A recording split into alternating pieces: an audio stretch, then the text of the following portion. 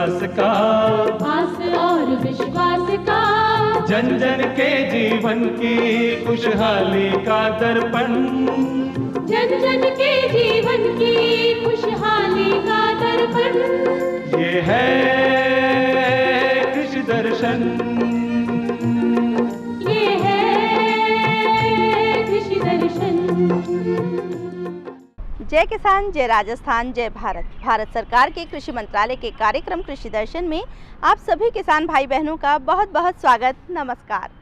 किसान भाइयों, कल जब मैं अपने घर की सफाई कर रही थी तो बहुत सारे खाली डब्बे और बॉटल्स निकले। मैं उन्हें फेंकने ही जा रही थी, तभी पड़ोस के एक बच्चे ने कहा कि इन्हें मुझे दे दीजिए। मुझे तो हंसी आ गई। मैंने उससे पूछा, भाई तुम इसका क्या करोगे, ये तो सब कचरा है। उसने एक खाली बॉटल से इतनी सुंदर गुड़िया बनाकर मुझे दिखाई कि मेरी आंखें खुली की खुली रह गई। मुझे पता ही नहीं था कि जिस सामान को मैं कचरा समझ रही थी, फालतू समझ रही थी, उससे इतनी सुंदर चीज़ें बन सकती है। ऐसा ही कुछ हमारी खेती बाड़ी में भी होता है। जी हाँ, मैं बात कर रही हूँ फसल अवशेष की, जिसे हम कचरा समझते हैं, व्यर्थ का सिरदर्द समझते हैं। कैसे उसका निस्तारण करें, इसी विषय में सोचते रहते हैं। मगर फसल अवशेष से हम बहुउपयोगी खाद बना सकते हैं, खेती बाड़ी में बहुउपयोग कर सकते हैं। वो कैसे करेंगे, इस विषय पर आज कृषि दर्शन में हम बात करेंगे। मगर उससे पहले आइए देखते हैं खबरें खेती की।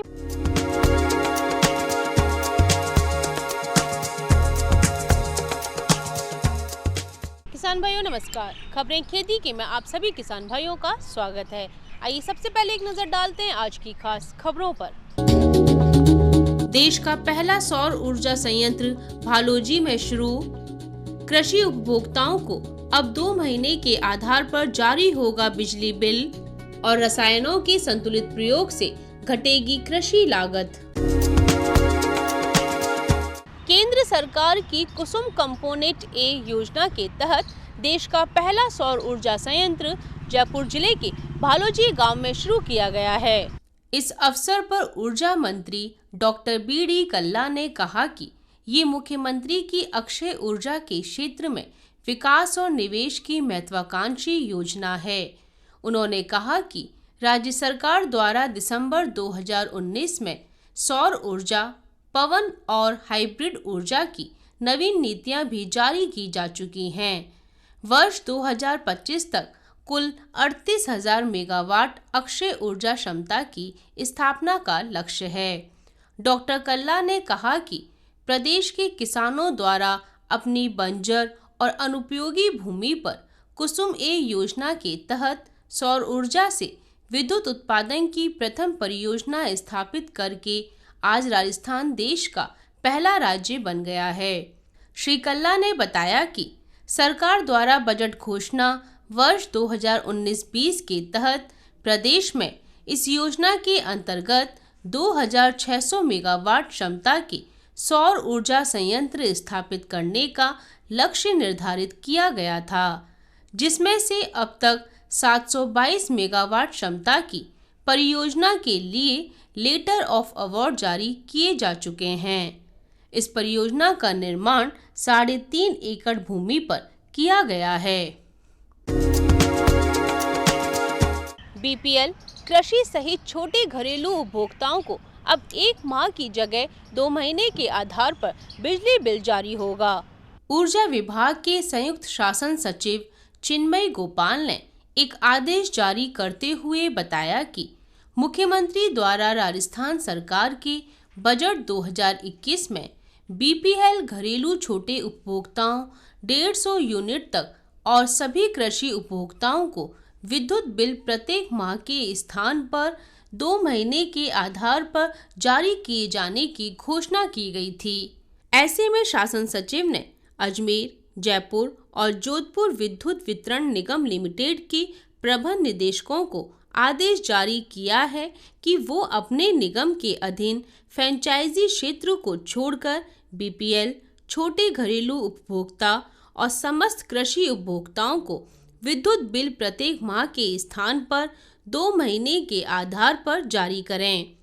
प्रदेश में अप्रैल 2021 से ये नियम लागू हो गया है, जिससे इन उपभोक्ताओं को अब प्रत्येक माह विद्युत बिल भरने से छुटकारा मिलेगा। भरतपुर के सरसों अनुसंधान केंद्र पर कीटनाशकों के सुरक्षित उपयोग पर किसान प्रशिक्षण कार्यक्रम आयोजित किया गया। सरसों अनुसंधान निदेशालय और हिंदुस्तान इंसेक्टिसाइड के संयुक्त तत्वाधान में कीटनाशकों के सुरक्षित उपयोग पर किसान प्रशिक्षण कार्यक्रम आयोजित किया गया। इस कार्यक्रम में सरसों अनुसंधान निदेशालय के निदेशक डॉक्टर पी.के. राय ने कहा कि फसलवार संतुलित मात्रा में रसायन का उपयोग करके किसान खेती की और मृदा की गुणवत्ता को बनाए रख सकता है, साथ ही कृषि लागत में कमी ला सकता है।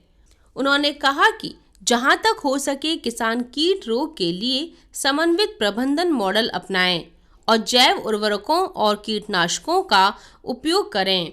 वहीं डॉक्टर साई दास ने किसानों से आग्रह किया कि वो विभिन्न फसलों, फलों और सब्जियों में अलग अलग रोग कीट के लिए निश्चित कीटनाशक का उपयोग करें। कार्यक्रम में छिड़काव के समय की सावधानी, रसायनों के दुष्परिणाम, जैविक रसायन प्रयोग आदि के बारे में जानकारी दी गई। कार्यक्रम में 200 किसानों ने भाग लिया। किसान भाइयों, खबरें खेती की में आज इतना ही। आप देखते रहिए कृषि दर्शन। नमस्कार। किसान भाइयों, कार्यक्रम में आपका एक बार फिर से स्वागत है। जैसा कि कार्यक्रम की शुरुआत में हमने आपसे कहा था कि आज हम बात करेंगे फसल अवशेषों के बहुउपयोग की। जी हाँ किसान भाइयों, पुराने समय में जहाँ किसान फसल अवशेषों को जला दिया करते थे, आज के दौर में ऐसा नहीं करते, क्योंकि इससे हमारा पर्यावरण तो प्रदूषित होता ही है, साथ ही साथ खेत की मिट्टी में जो उर्वरक क्षमता होती है, जो पोषक तत्व होते हैं, वो भी खराब हो जाते हैं, नष्ट हो जाते हैं।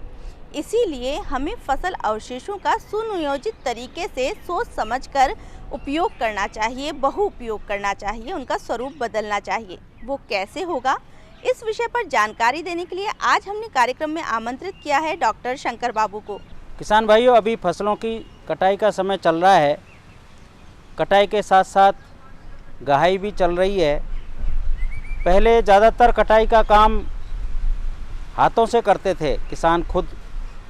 अब कृषि में उन्नति हुई, खेती में भी बदलाव आए तरह तरह के, और इसके कारण से ये हुआ कि बहुत सारा काम मशीनों से होने लगा है। अब कटाई भी मशीनों से हो रही है। तो ख़ास तौर से जहाँ गेहूँ बोया जाता है जिन क्षेत्रों में, उनमें कंबाइन हार्वेस्टर के माध्यम से कटाई होती है। और इसके कारण से ये होता है कि जो मशीन होती है वो ज़मीन से 4 से 6 इंच ऊपर से गेहूं की कटाई करती है। इस कारण से बहुत सारा फसल अवशेष खेत में ही छूट जाता है। इसी तरह से सरसों की जहाँ फसल है वहाँ पर हम ऊपर से कटाई कर लेते हैं तो डंठल रह जाते हैं। खरीफ में भी ऐसी स्थिति आती है, चाहे सोयाबीन की बात हो, कपास की बात हो, तो खेत में कटाई के बाद बहुत सारे फसल अवशेष रह जाते हैं। और जाने अनजाने में कई बार ये होता है, किसान भाई उसको जल्दी खेत को खाली करने के चक्कर में और कई बार उसमें आग भी लगा देते हैं। तो ये ठीक प्रवृत्ति नहीं है। इसके लिए सरकार ने कानून भी बनाया, जागरूकता अभियान भी चलाए कि भाई जो फसल अवशेष रह गया है उसको जलाएं नहीं, उसको कचरा समझ करके जलाएं नहीं। वो कचरा नहीं, कंचन है। और ख़ास तौर से राजस्थान की परिस्थिति में तो बहुत उपयोगी है। मैं आपको ये बताना चाहता हूँ कि हमारे यहाँ पर मिट्टी में जैविक कार्बन जो है उसका प्रतिशत 0.75% से अधिक होना चाहिए। जब मिट्टी की जांच हम कराते हैं तो उसमें ये स्पष्ट तौर पर लिखा आता है कि हमारे यहाँ पर जो उपयुक्त स्तर है जैविक कार्बन का, यानी मिट्टी में जीवांश का, वो 0.75% से ज़्यादा होना चाहिए। परंतु देखने में आया है कि यहाँ पर 0.5% से भी कम है जैविक कार्बन, यानी मिट्टी में जीवांश की मात्रा। इसके कारण से उत्पादन हमें कम मिलता है। और उसका सीधा सा कारण है, जिस मिट्टी में जीवांश की मात्रा ज़्यादा होगी तो प्रकृति ने ऐसे सूक्ष्म जीव बनाए हैं जो कि उस जीवांश पे ही पलते बढ़ते हैं और वो फसलों को पोषक तत्व मिट्टी से और पौधों को उपलब्ध कराते हैं। तो इसलिए जीवांश की मात्रा पर्याप्त होना आवश्यक है। तो ये बहुत अच्छा अवसर है कि हमारे जो जीवांश खेत में, हमारे जो फसल अवशेष खेत में रह गए हैं, उनको हम खाद के रूप में परिवर्तित कर लें। और इसके लिए अब नए नए तरीके भी आ गए हैं, सुविधा भी हो गई है। जैसे आप सामान्यतः गेहूं जिन क्षेत्रों में होता है वहाँ पानी की सुविधा होती ही है, तो वहाँ पर एक सिंचाई कर दें, गेहूं की कटाई के बाद सिंचाई कर दें और वेस्ट डिकम्पोजर नाम का एक नया घोल बना करके आप जो है उस पर छिड़काव कर दें, तो करीब 60-70 दिन में ही वो पूरा जो फसल अवशेष रह गया था वो बढ़िया खाद के रूप में तब्दील हो जाता है, बदल जाता है। तो वेस्ट डिकम्पोजर कैसे बनाएं, तो ये राष्ट्रीय जैविक खेती केंद्र गाजियाबाद ने और देसी गाय के गोबर में से ऐसे तत्व, ऐसे पदार्थ निकाल करके और ये वेस्ट डिकम्पोजर विकसित किया और 20 रुपये में वो छोटी सी एक बोतल होती है वो उपलब्ध होती है। उस एक बोतल को आप 200 लीटर तक घोल बनाने में काम में ले सकते हैं। इसके लिए एक ड्रम ले लेते हैं 200 लीटर का, उसमें पानी भर लेते हैं करीब 190 लीटर, 200 लीटर के आसपास, और उसमें 2 किलो गुड़ डाल देते हैं। जो काले रंग का जो गुड़ होता है, पुराना गुड़ होता है, वो अच्छा रहता है, वो डाल करके घोल दें। और फिर उसमें जो 20 रुपये की बोतल है, छोटी शीशी है, उसमें जो पदार्थ आता है उसको निकाल करके अच्छी तरह मिला दें। हर दूसरे दिन थोड़ा उसको मिलाना पड़ता है, डंडे से मिलाते रहें। ऐसे करके गर्मी के मौसम में 6-7 दिन में और सर्दियों में 15 दिन में वो वेस्ट डिकम्पोजर का 200 लीटर घोल तैयार हो जाता है। यह घोल 1 एकड़ के लिए पर्याप्त है। तो इस प्रकार से इस घोल का छिड़काव किसान भाई जो फसल अवशेष रह जाते हैं खेत में उस पर करके और फिर रोटावेटर से या मिट्टी पलटने वाले हल से जुताई कर दें, तो आपका जो खेत में फसल अवशेष जो कि कचरे के रूप में आपको दिखाई दे रहा था वो बहुत बढ़िया खाद के रूप में और परिवर्तित हो जाएगा। इसी प्रकार से क्या होता है, आजकल गहाई भी थ्रेसर से और उससे होने लगी है।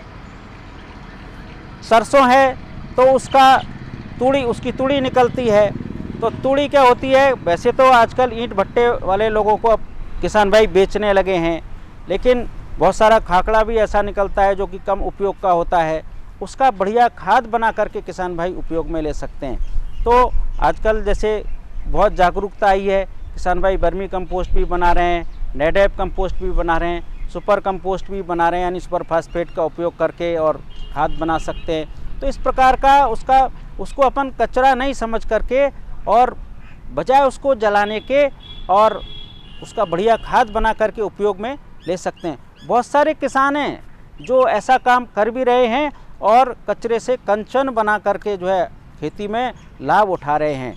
कई बार अनजाने में किसान भाई ये भी सोच लेते हैं कि फसल अवशेष जो होते हैं उसको जलाने से उनका समाधान हो जाएगा।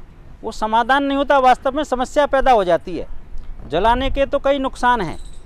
पहला नुकसान सभी जानते हैं कि पर्यावरण में प्रदूषण होता है, यानी हवा में अनावश्यक धुआं फैलता है, जहर फैलता है। दूसरा ये है, जब हम खड़ी खेत में आग लगा देते हैं, जो जहाँ जीवांश होता है या कंबाइन हार्वेस्टर के बाद कटाई हुई उसके बाद खेत में जो है जो फसल अवशेष रह जाते हैं उसमें आग लगा देते हैं, या कई बार पराली में आग लगा देते हैं। उससे क्या होता है, ज़मीन में जो केंचुए होते हैं वो ख़त्म हो जाते हैं, जलकर नष्ट हो जाते हैं। ज़मीन में बहुत सारे सूक्ष्म जीव होते हैं जो कि किसान के मित्र हैं, लाभदायक जीवाणु होते हैं जो कि फसल को बढ़िया मात्रा में और मिट्टी में से पोषक तत्व उपलब्ध कराते हैं। ऐसे जीवाणु जलकर ख़त्म हो जाते हैं और किसानों को ये लगता है कि भाई राख भी काम में आती है, लेकिन मैं यहाँ स्पष्ट करना चाहता हूँ कि राख में जितने पोषक तत्व बचते हैं उससे ज़्यादा तो आप जीवांश जो खाद बना करके उसका काम में लेंगे उसमें ज़्यादा पोषक तत्व होते हैं। जितना भी अपन नत्रजन डालते हैं उसका 20% भाग केवल दाने के काम में आता है, 80% भाग भूसे में और डंठलों में रहता है।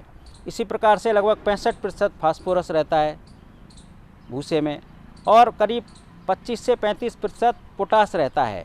तो जो फसल अवशेष रहते हैं उनमें भी काफ़ी मात्रा में ये नत्रजन, फास्फोरस और पोटास की मात्रा होती है। तो खाद बना करके हम काम में लेंगे तो वापस हमारी ज़मीन को और इनकी मात्रा मिल जाएगी। इस प्रकार से जलाना तो कोई विकल्प है नहीं, जलाने के तो नुकसान ही नुकसान हैं। बेहतर यही है हम इसका उचित प्रबंधन करें। इसी प्रकार से जैसे एक मजबूरी किसान की कभी कभी ये होती है, किसान भाइयों की, कि खेत खाली होते ही दूसरी फसल उनको लगानी होती है। गेहूं की कटाई के बाद मान लो कोई सब्जी उनको लगानी होती है या दूसरी फसल की बुआई करनी होती है, तो इसलिए खेत जल्दी खाली चाहिए। तो ऐसी स्थिति में जलाना कोई उपाय नहीं है। अब इस तरह की अनेक प्रकार की मशीन आ गई हैं, जैसे जीरो टिल सीड ड्रिल आता है, यानी बिना जुताई किए हुए आप सीधी बुआई कर सकते हैं। टर्बो सीडर या हैप्पी सीडर के नाम से इस तरह की मशीनें आ गई हैं जो कि 3 काम एक साथ करती हैं। जैसे वो जुताई भी कर देती हैं, साथ के साथ पाटा भी लगता जलता है और उसमें साथ में बुआई भी आप कर सकते हैं। तो बीज और खाद उड़ने की सुविधा उसी में होती है। तो इस प्रकार से 3 काम एक ही साथ एक ही मशीन के द्वारा, तो ऐसी मशीनें किसान भाई राजस्थान में बहुत सारे किसानों ने खरीदी हैं पिछले 2-3 सालों में और उनका भरपूर लाभ उठा रहे हैं। इसके अलावा सरकार ने कस्टम हायरिंग केंद्र यानी कृषि किराया केंद्र भी खुलवाए हैं, किसानों ने खोले हैं। किसान बहुत सारे गाँव में आजकल खुलने लगे हैं, वहाँ पर भी ऐसे मशीनें उपलब्ध हैं। तो वहाँ किराए से लेकर के भी किसान जो है ये फ़ायदा उठा सकते हैं। तो अब फसल अवशेष को बहुत भली प्रकार से खाद के रूप में काम में लेकर के और फसल उत्पादन बढ़ाने की आवश्यकता है। ये तो एक पक्ष रहा। दूसरा पक्ष ये भी है कि इसको स्वरोजगार का जरिया भी बनाया जा सकता है। बहुत सारे ऐसे किसान हैं जो कि वर्मी कंपोस्ट बना रहे हैं, क्योंकि अब इस वर्मी कंपोस्ट की और बहुत सारे जैविक उत्पादों की महत्ता इसलिए बढ़ रही है कि जैविक खेती का रकबा धीरे धीरे बढ़ रहा है। उपभोक्ताओं में भी, आम लोगों में भी जैविक उत्पादों के प्रति रुचि बढ़ रही है। इस कारण से क्या है, जैविक उत्पादों की मांग के साथ साथ जैविक आदानों की मांग भी बढ़ रही है। तो वर्मी कंपोस्ट है, नीम है, इनकी मांग भी बढ़ी है।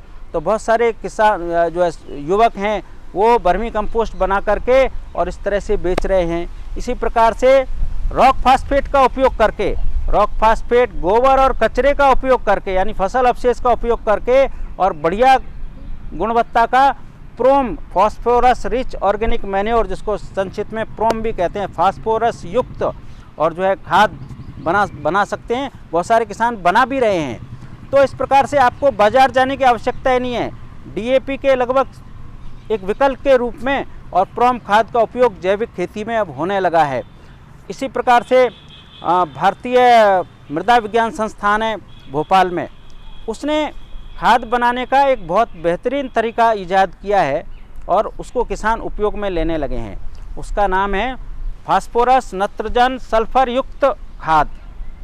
इसमें क्या होता है, इसमें आप किसान भाई जो है जो कचरा होता है उसको इकट्ठा करके और 30 किलो गोबर लें और 30 किलो ही कचरा, ये इसका अनुपात इस प्रकार से अपन रखते हैं। तो करीब 15 मीटर लंबी 7.5 मीटर चौड़ाई में एक क्यारी बना करके उसमें पहले 30 किलोग्राम कचरा बिछा दें, उसके ऊपर 30 किलोग्राम गोबर बिछा दें, थोड़ा सा पानी के छींटे दे दें और पानी में जब छींटे पानी में ये भी करना चाहिए करीब 650 ग्राम यूरिया घोल करके और उसका छिड़काव करना चाहिए। खाली केवल पानी का छिड़काव नहीं, 650 ग्राम यूरिया घोल करके उसमें छिड़काव कर दें और करीब 1 किलो ट्राइकोडर्मा और 20 kilo rock phosphate. Rock phosphate आजकल मिलने लगा है, बाज़ार में मिल जाता है, 20 किलोग्राम रॉक फास्फेट इस तरह से और करीब 10 किलो उसमें जिप्सम। इस प्रकार से ये परत दर परत अपन लगाते जाते हैं और करीब 3 से 4 फीट ऊंची जब ऊंचाई हो जाती है इस ढेर की, फिर उसको तीनों चारों तरफ से गोबर से लीप दें। 15 दिन के बाद करीब हम उसमें एक बार उसको पलट देते हैं। ऐसे करके करीब 60 से 80 दिन में और वह बहुत बढ़िया खाद के रूप में परिवर्तित हो जाएगा। और इसमें आपको चाहे सब्जी फसल हो, चाहे अनाज वाली फसल हो, चाहे दलहनी फसल हो, कोई भी फसल हो, सब में इसको उपयोग कर सकते हैं। यहाँ तक कि फल वृक्षों में भी इसका उपयोग कर सकते हैं। इस प्रकार का बहुत बढ़िया खाद आप उपयोग में ले सकते हैं, बना सकते हैं और आपको बाज़ार जाने की आवश्यकता नहीं है। डीएपी यूरिया का बहुत बढ़िया विकल्प के रूप में किसान इसको काम में लेने लगे हैं। तो इस प्रकार का भारतीय मृदा विज्ञान संस्थान ने ये जो खाद बनाने की जो तकनीक बताई है उसको आप काम में लेकर के, और मैंने जैसे पहले कहा, कचरे को कंचन में बदल सकते हैं।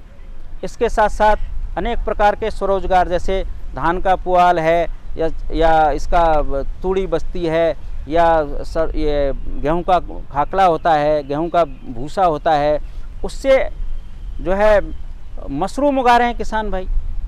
भारतीय कपास अनुसंधान संस्थान है, तो उन्होंने एक तकनीक ईजाद की है।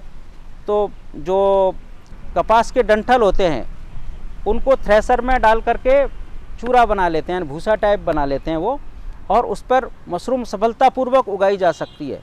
तो इस प्रकार से आपने देखा बहुत सारे कई राज्यों में ऐसी तकनीक भी आ गई है कि जो कचरा होता है उसको गोबर के साथ मिला करके, फसल अवशेष है, तूड़ी है, भूसा है, पराली है, उसको फसल या गोबर के साथ मिला करके और उसका पैलेट्स बना रहे हैं या उसके ब्रैकेट बना रहे हैं, जो कि ईंधन के रूप में काम में आते हैं। जैसे आपने सुना होगा गौकास्ट बना रहे हैं, तो गौकास्ट बनाते समय गोबर के साथ हम ये फसल अवशेष भी मिला सकते हैं, इससे हमारी मात्रा बढ़ जाएगी और वो सस्ता भी पड़ता है।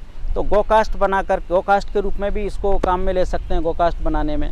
तो इस प्रकार से ब्रैकेट बनाने के बड़े बड़े जो है फैक्ट्री लोगों ने डाल लिए हैं, और कचरे से और गोबर का उपयोग करके और वो ब्रैकेट बना रहे हैं जो कि ईंधन के रूप में काम में आ रहे हैं। तो इस प्रकार से कचरे, ये जो फसल अवशेष हैं जिसको हम कचरा मानते हैं, वो कचरा नहीं है, वास्तव में हमारे लिए एक बहुत बढ़िया साधन है जीवांश बढ़ाने का, फसल उत्पादन बढ़ाने का, अपनी आय बढ़ाने का। तो इस प्रकार से फसल अवशेष का भरपूर उपयोग करके और हम समृद्धि की ओर जा सकते हैं।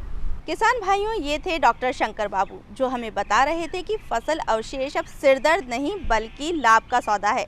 ये तो वही बात हुई कि आम के आम गुठलियों के दाम। हमें पूरा विश्वास है कि आज के कार्यक्रम में मिली जानकारियों का लाभ उठाकर अब फसल अवशेषों का आप भी बहुउपयोग करेंगे। आप कृषि दर्शन में क्या कुछ नया देखना चाहते हैं, इसके लिए आप हमें पत्र लिख सकते हैं। हमारा पता है कार्यक्रम कृषि दर्शन, डीडी राजस्थान दूरदर्शन केंद्र, जयपुर। और आप हमें ईमेल भी कर सकते हैं। हमारा ईमेल आईडी है krishidarshanjaipur@gmail.com। चलते चलते बस यही कहेंगे कि मेहनत का नहीं है कोई भी विकल्प, किसान की उन्नति कृषि दर्शन का संकल्प। इसी संकल्प के साथ दीजिए चंचल को आज्ञा। जय हल जय हलधर।